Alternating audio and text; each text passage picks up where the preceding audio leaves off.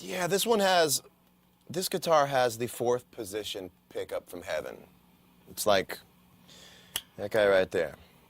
That's where it's got the.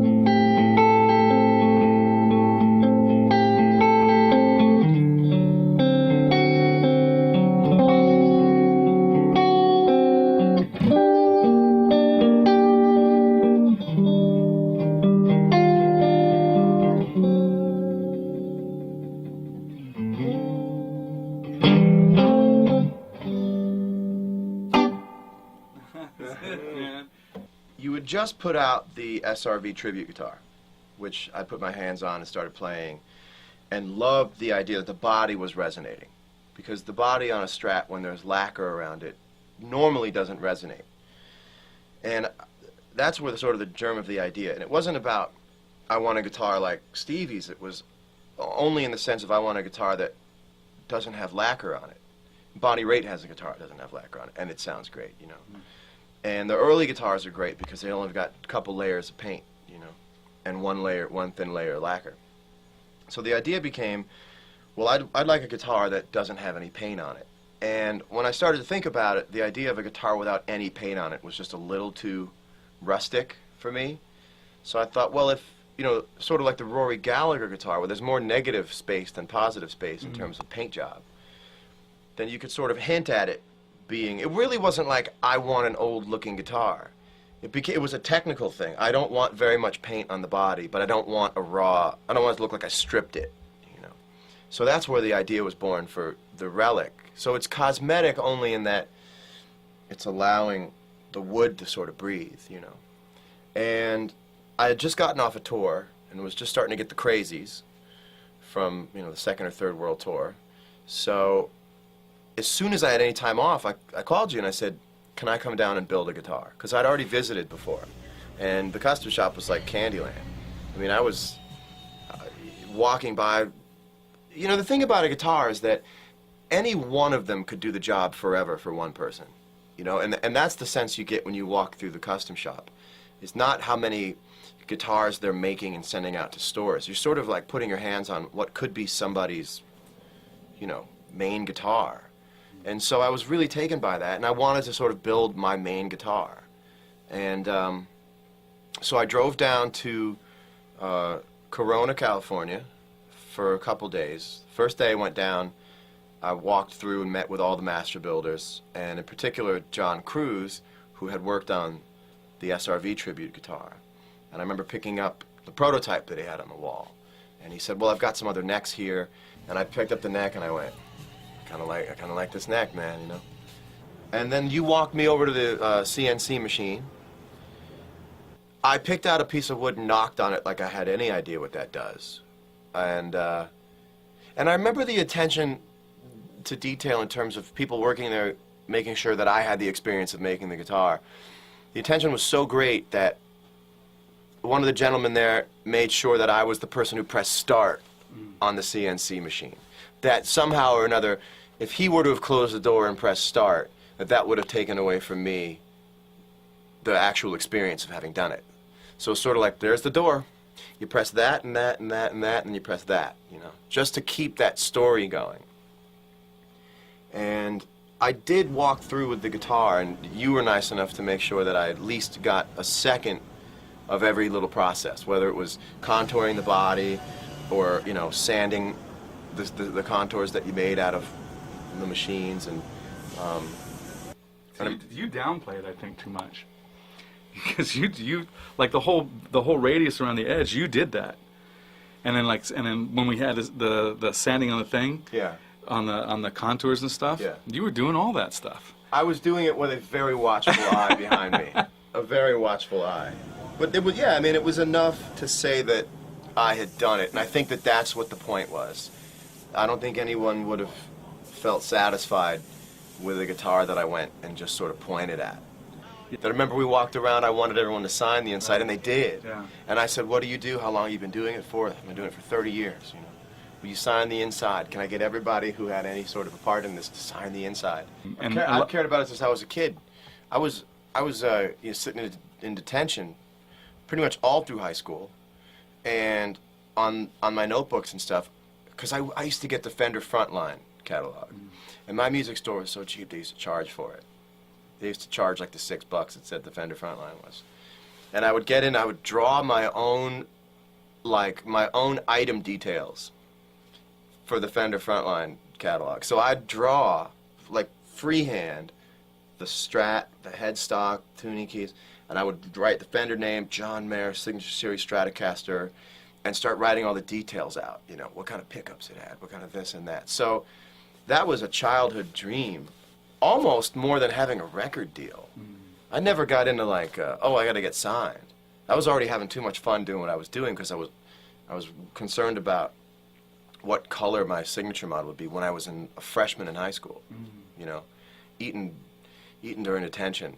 So we left the guitar off on the second day with my having sprayed the body black. I'd sprayed the body, I had tinted the neck after I'd signed underneath the headstock, which I think is one of the coolest points of the guitar, is that, you know, John Mayer 04 underneath the lacquer, which is just proof positive that I was there before the lacquer went on, you know. And this was in October that this happened, of 04. And in November, there's a guitar that shows up at my door. It's all done, guitar's ready to go. And I went away for the weekend and I was racing home because I'd seen the FedEx confirmation that it was waiting in my apartment. And I did that thing that you do as a guitar player when you know you have something really special in a case you're about to open. And you sort of take that extra moment. You flipped all the latches, but it's sort of like a little bit like birth. For one last second, you go, all right, here we go. What are you going to be like? You going to be any good? You know? You going to come out healthy? And flip the thing open, and there it was. And it was distressed but gorgeous. And it had a Norm sticker on it. Remember that it had a Eat It Norms sticker on it, the smiley face. That's right. John had decided to put, I think, right here, and it was even cut through the sticker. And it said, "Have a nice day, Norms," or something. I remember that. And he actually took a picture of the guitar because it was on the certificate. And it had the sticker, and the first thing it was like, can't take that sticker, you know. I started playing it. I don't know if you remember this. I started playing it, and it wasn't there. And I was sort of heartbroken, you know. So I started thinking to myself, this guitar, I know it can be something. And it just was going, yank, yank, yank. I remember I put it in the freezer overnight because I was so desperate to have something molecular happen to the guitar. I said, something has to molecularly change with this instrument. I will not accept that this is the way this instrument's come out. And I had one of those freezers where it's the whole length of like the left, you know, third of the appliance. So I took everything out of the freezer and sat the guitar in overnight. And I was like, you just sit in there and change. And the next day I took it out and started playing it, and it still wasn't there. It was just cold, you know.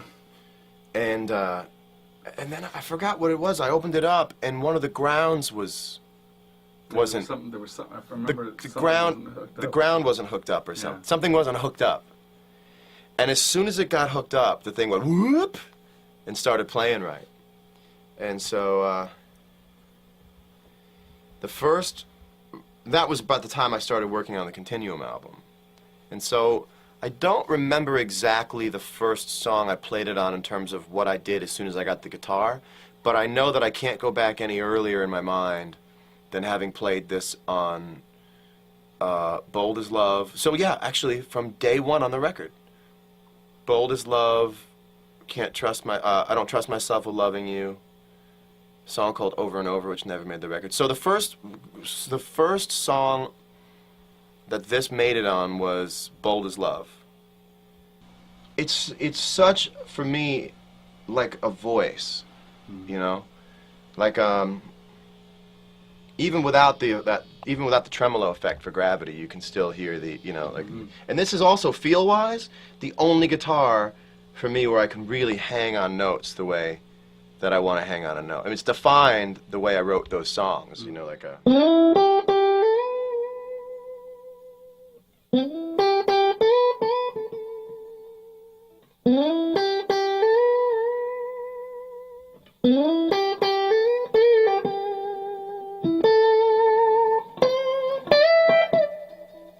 You know? I think that solo was on the. Or maybe it was. Yeah.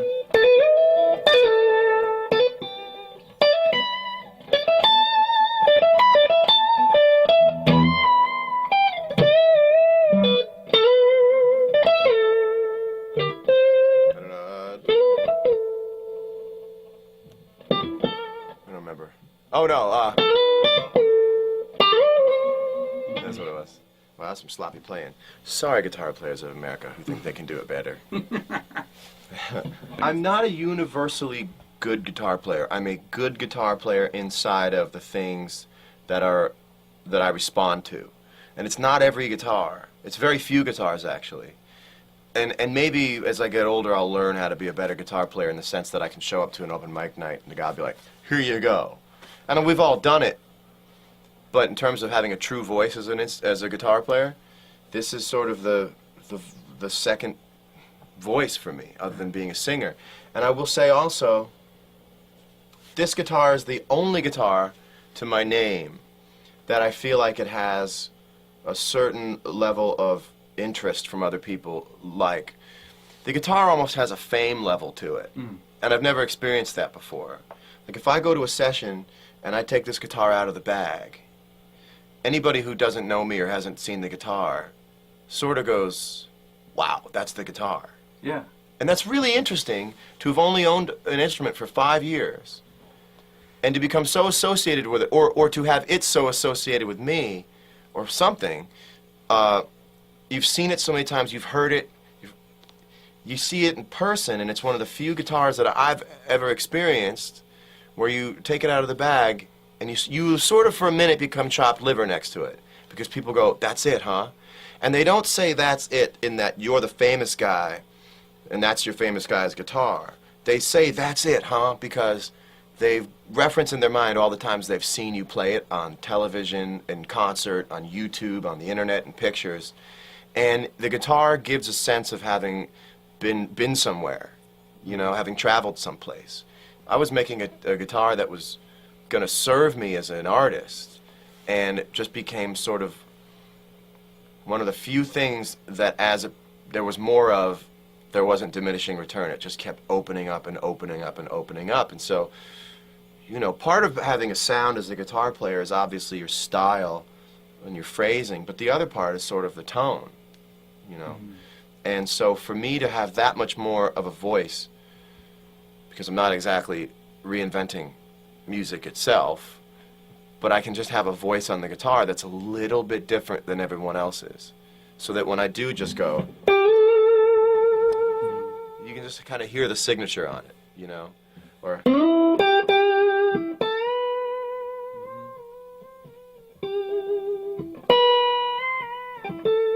The other thing too on a guitar is you can learn the tension on a guitar, so you know exactly how to bend up to a note. So I played the guitar so long I can start.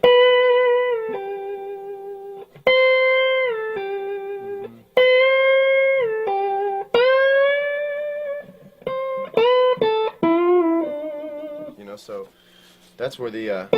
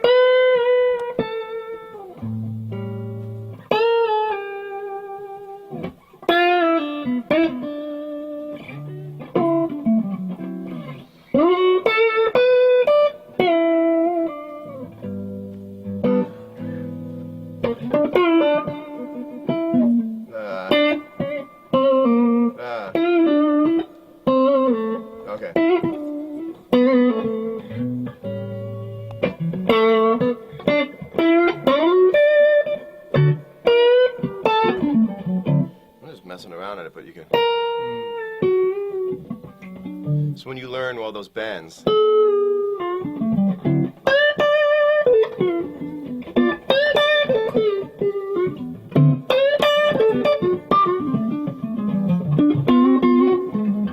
It's also the distance between the strings, the slack going this way, how tall the frets are, and how high you need to push up on the string. So everything just gets really articulate, you know?